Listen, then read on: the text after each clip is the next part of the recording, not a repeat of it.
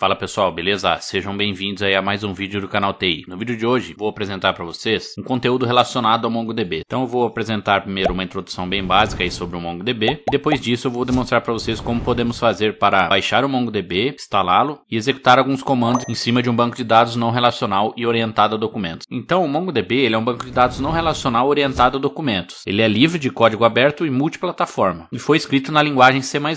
Dentro dos bancos de dados não relacionais temos diversos gêneros de bancos não relacionais, por exemplo, banco de dados não relacionais orientado a documentos, banco de dados não relacionais orientado a grafos. Vou deixar aqui no card um vídeo que eu fiz já sobre os bancos de dados não relacionais de uma forma mais genérica. Nesse vídeo aqui vamos falar exclusivamente do MongoDB. Bom, o primeiro passo para começarmos a trabalhar com MongoDB é acessarmos o site aqui mongodb.com, certo? E nesse site vamos realizar o download aí do MongoDB para instalar localmente e poder trabalhar em cima do Mongo. Então, vou vir aqui em Try Free, vou clicar em On-Premise, vou selecionar MongoDB Community Server. Aqui nos downloads você seleciona a plataforma, né? No meu caso aqui estou utilizando o Windows e vou baixar um package MSI. Clico em Download, salvar arquivo para fazer o download. Com o download finalizado vou clicar no executável para realizar a instalação aqui na minha máquina. E a instalação do Mongo aqui no Windows é basicamente somente dar Next. Marco aqui a opção que aceita os termos, fazer uma instalação completa. Então vou instalar o Mongo aqui, vou deixar essa opção habilitada para instalar ele como serviço. E o Service Name vou deixar também MongoDB.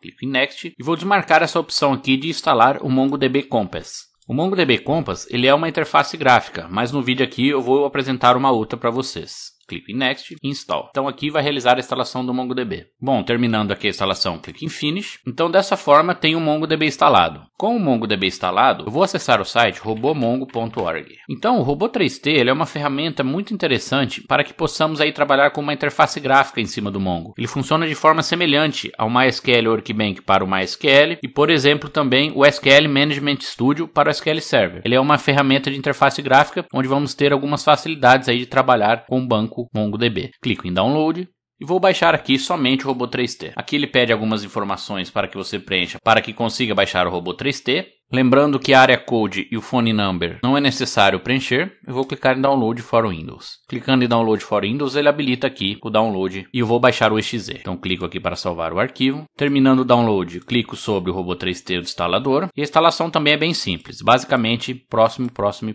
Terminando, vou deixar aqui marcada a opção para executar o Robo3T. Marco aqui que eu aceito os termos. Essa parte aqui eu não preciso preencher. Então aqui temos a interface do Robo3T. Agora, o que eu vou fazer é criar uma conexão. Então vou em Create. Aqui no nome da conexão eu vou colocar uma conexão localhost. Lembrando que quando instalamos o Mongo, a porta padrão é 27017, certo? Para fazer o teste de conexão, posso clicar em Teste. Então aqui ele mostra que conseguiu conectar ao Mongo. Então está tudo certo. As outras abas existentes, não vamos mexer nelas nesse vídeo, então vou clicar em Save. Clicando em Save, ele adiciona aqui a conexão e fica salvo. Vou clicar em Connect. Clicando em Connect, reparem que já conseguimos conectar aqui ao MongoDB. Então, ao conectar no MongoDB, nós temos que reparar algumas coisas. O MongoDB ele é um banco de dados orientado a documentos. Por ele ser um banco de dados orientado a documentos, tem alguns conceitos que temos que entender comparado ao modelo relacional. Então, no modelo relacional, database chamamos de database mesmo. Table, dentro do MongoDB, chama-se collection. Então, não falamos tabelas, falamos collection. Index, no banco relacional, é igual também no Mongo, chamamos de index. Row, que são as linhas, no MongoDB chamamos de documento. Column, no MongoDB chamamos de field, e esses são os conceitos aí que precisamos entender nesse vídeo. Então, ao instalarmos o Mongo, ele vem com uma database padrão chamada config. Dentro de config temos as collections. Então, a config ela vem com uma collection padrão aqui chamada de system.session. Se eu quiser dar uma select nessa collection, basta apertar o botão direito, clicar em View Documents, e aqui nós temos aqui a estrutura de documento do MongoDB. Ele faz um find nesse system.sessions. Bom, o primeiro passo que eu vou realizar aqui com vocês, para que possamos iniciar o nosso tutorial de Mongo, é usar um pouco aqui da interface gráfica do Robo3T para facilitar algumas coisas. Mas depois eu vou repassar com vocês aí tudo em forma de comando, certo? Para eu criar uma nova base, basta eu clicar aqui na nossa conexão, vir em Create Database e vou criar uma nova base, vai se chamar Canal TI. Então crio aqui uma nova base, reparem que ela vem vazia sem nenhuma collection. Então eu quero criar uma nova collection, basta eu clicar aqui, botão direito em Collections, Create Collection. Então essa minha collection vai se chamar User. Então criei aqui uma collection chamada User e para eu ver o que tem dentro dessa collection, basta dar um botão direito, View Documents. reparem que não temos nada dentro dessa collection. Para eu adicionar um documento dentro de user, basta eu dar um botão direito, insert document, e aqui vou montar uma estrutura bem padrão, onde vamos ter aqui o login vai ser canal TI, vamos ter também um field chamado password, onde vai ser 123. Terminando a estrutura do documento, basta eu clicar em Save e rodo de novo View Documents. Então, ao rodar um View Documents, reparem que o MongoDB ele cria um ID único, chamado de Object ID, para cada documento que criamos. Então, essa é uma identificação única aqui. Mesmo a gente não fornecendo um ID, o MongoDB ele cria para que esse documento seja único na estrutura. Eu posso aqui dar um botão direito, editar documento. Aqui eu vou ter uma estrutura. E eu vou copiar aqui para criarmos outras estruturas. Então, botão direito aqui, Insert Doc. Então, vou ter canal TI2 como usuário. Vou inserir mais um, que vai ser o canal TI3. E se eu rodar novamente o find, reparem que ele retornou 3 documentos. Quando temos aqui um comando nessa parte, basta apertar F5 para que ele execute a consulta e atualize aqui os documentos. Posso expandir aqui os documentos para ver as informações. E aqui nessa parte onde está a consulta, eu posso trabalhar com vários comandos. Por exemplo, eu posso listar todas as databases, bastando informar o comando show dbs. Dou um F5 para executar e aqui ele mostra. Temos as bases admin, canal TI, config e local. Para eu usar uma base específica, basta utilizar o comando use e o nome da base. Então, use canal TI. Então, reparem que ele troca aqui para o canal TI. Então, agora eu estou enxergando essa minha database. Tem um comando também interessante que é para listarmos as collections de canal TI. Então, basta eu informar o comando show collections. Então, collections só tem o user. Eu também consigo criar uma collection via linha de comando e não mais dando o botão direito em collection e create collection. Como que eu faço isso? Pelo comando db.createCollection e aqui dentro vamos informar a nossa coleção. Então, temos uma coleção aqui que vai se chamar item. Então, db.createCollection e o nome aqui da collection que você deseja criar. Ao dar no F5, ele cria aqui, retorna um OK igual a 1. E eu posso dar um botão direito aqui nas collections e atualizar. Então notem que ele criou aqui uma nova collection chamada item. E essa collection veio vazia. Como é que eu faço para inserir um documento nessa coleção chamada item? Pelo comando db. Nome da minha collection, que é item.insert. E dentro dela aqui eu vou informar o meu documento. Então na minha collection item vamos ter aqui um field chamado name, vai ser item 1. E um outro field chamado price, que vai ser 10.0. Então dou um F5. Reparem que ele retornou que inseriu um registro. E agora eu posso executar um find em cima de item para retornar o registro que eu acabei de inserir. Então reparem aqui que ele inseriu o item 1 com o preço 10. Também podemos mandar inserir vários documentos de uma vez. Para isso eu posso utilizar o comando insert many. Então ao invés de ter um único item, eu vou ter agora uma inserção de múltiplos itens. Então eu vou fazer aqui a inserção do item 2 no preço R$20 e o item 3 no preço R$30. Então basta trocar para insert many e ter uma estrutura de múltiplos documentos aqui dentro. Aqui faltou colocar a estrutura múltipla, né? Então eu coloco aqui colchete. Reparem que ele retornou aqui a inserção de 2 fields e 2 IDs únicos para cada item inserido. Então vou rodar aqui novamente um find em item e vou ter aqui a estrutura dos 3 documentos. Reparem que essas últimas 2 inserções foram feitas com insert many, inserimos múltiplos registros aí. Agora que temos essa estruturinha básica aqui nossa em item, vou apresentar algumas coisas que conseguimos fazer com o comando find. O comando find, você consegue depois dele utilizar o comando limit e, por exemplo, limitar a quantidade de registros. Então eu quero que nessa collection item limite a um registro somente. Então eu coloco ponto limit depois do find e o número aqui de registro que eu quero limitar. Quero limitar a 2, então ele vai retornar só 2. Se eu não tiver o limit, ele retorna os 3 registros que já existem. É um comando interessante aí do Mongo. E se eu quiser retornar somente aqui o segundo documento, que tem esse Object ID aqui. Eu vou pegar esse Object ID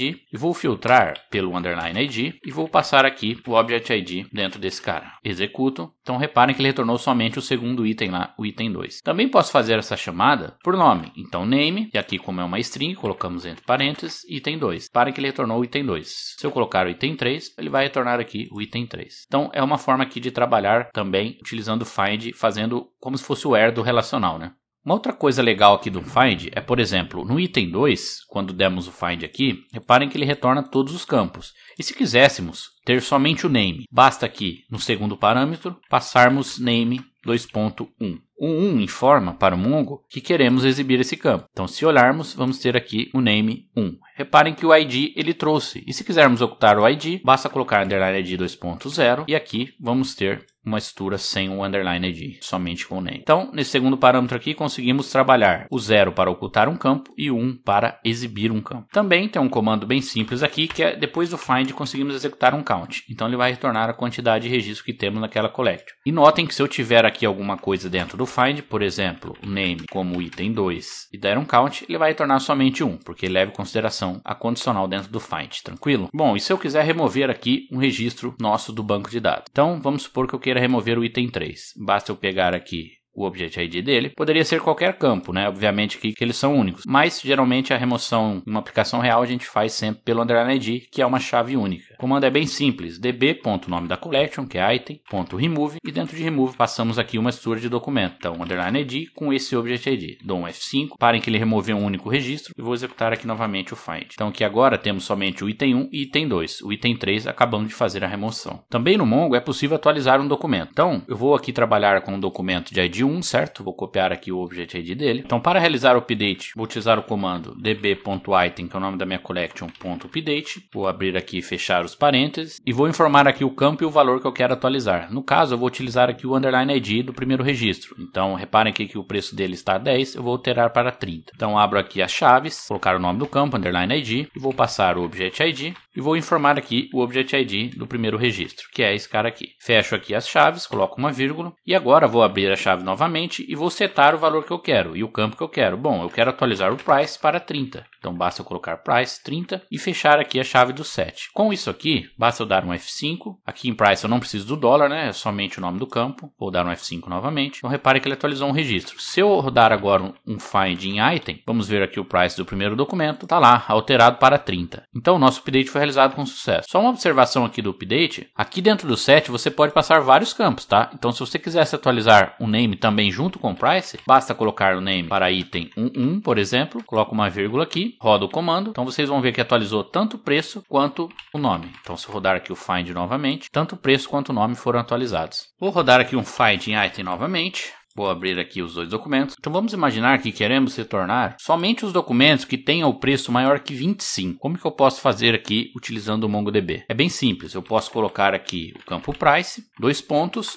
e utilizar o operador chamado GT. Então, GT 2.25. Reparem que aqui vai ser retornado somente o item com preço 30, que é maior que 25. Se eu colocar um EQ 25, não vai retornar nenhum registro, pois temos dois documentos, um com valor 20, outro com valor 30. Então, posso utilizar aqui o GT para retornar os maiores, né? E se eu quiser retornar os menores que 25, posso utilizar o LT, que ele vai retornar somente os menores que 25. Também conseguimos utilizar o in, né? No SQL é bem comum utilizarmos o in para passarmos vários valores. Então eu posso colocar aqui o preço, dois pontos, e utilizar o operador in, e coloco aqui numa forma de array, passando os valores que eu quero. Então, por exemplo, quero o valor 20 e que tenha o valor 30. Executo aqui, então ele vai retornar os que temos 20 e 30. Se eu quiser somente o 20, basta tirar aqui o 30, ele vai retornar somente o 20. Então dessa forma conseguimos também trabalhar com in dentro dos finds aí que podemos fazer. Os comandos LT e GT que eu mostrei, ele tem as variantes, porque por exemplo, se utilizarmos LT, dois pontos, e colocarmos o valor 20, ele não vai retornar, porque temos um registro com valor 20, só que aqui ele está pegando somente os menores, né? Se quisermos utilizar um menor igual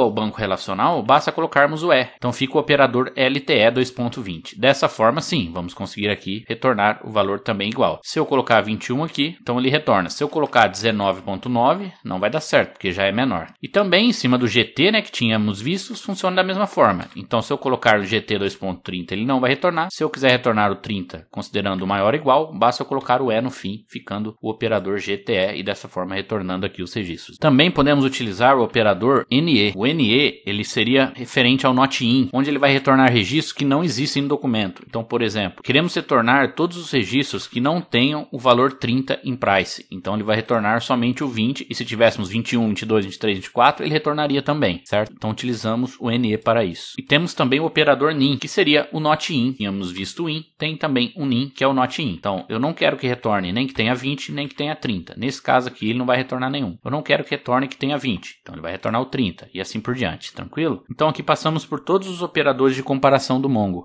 Também podemos utilizar aqui uma seleção utilizando múltiplos campos. No caso do relacional, podemos utilizar o AND e o OR, né?